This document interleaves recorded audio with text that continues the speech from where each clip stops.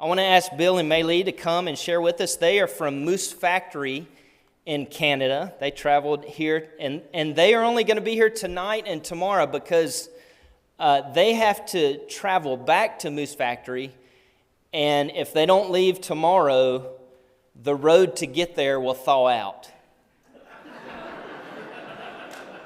You just think about that for a second, and that'll tell you where they're serving. So what we're going to do tonight is they're going to share, several people are going to share tonight for a few minutes, just very briefly, a few minutes. And then we're going to have somebody pray for them, and then we're going to go down to the gym and enjoy some desserts from around the world. I'm looking around for the rope that Dee is going to use to jerk me off the stage because he let me come in here first, but he told me 3 times I got the length of time. All right, he said, tell you what we do. We're Bill and who we are, Bill and Maylee Letchworth. Y'all supported us for a long time. Y'all were one of the first supporting churches that we had. We're grateful. We serve, like Dee said, in Canada, First Nation community on an island in the middle of a river, 200 miles past the last road. We get there by an ice road in the wintertime, or a train and a ferry in the summertime, and during freeze up and break up, a helicopter. And this is the way we get on the island. And so anyway, it's a very remote community of 200.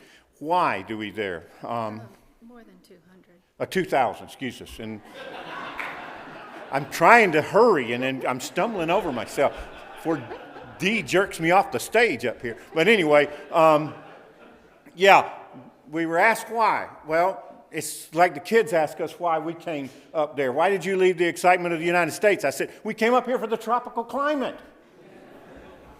It was minus 36 the day we left to drive out the road. So anyway, you understand that. But no, really, and I tell you a story. The first month I was there, I went out to camp with one of the elders in the church to go duck hunting with them. And we were laying around in the bed that night, and I was talking about different places around the world that I duck hunted. And it talked about Pakistan, and then it shifted around to the persecution of the Christians in Pakistan. And the elder said, well, don't you think they deserve it? And I was shocked, and I couldn't respond.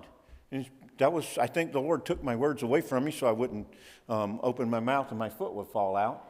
But, and I said, what do you mean? And he said, well, look what the Christians have done to us as Native American people.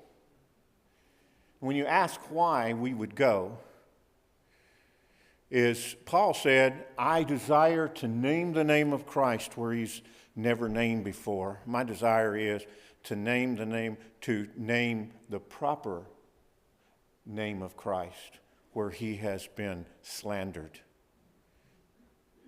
And these people, and I'm glad to say that young man who was an elder in the church no longer holds that position. The Lord has used our relationship to change that viewpoint. And there's many other things we don't have time. But what is going on now? Maylee's leading 2 women's Bible studies. The men are getting jealous, so they're pushing on me. And so I probably will start a men's Bible study sometime. The kids have come back as teenagers now. And after a 3-year blank with COVID, and we got back and they were wanting to come back.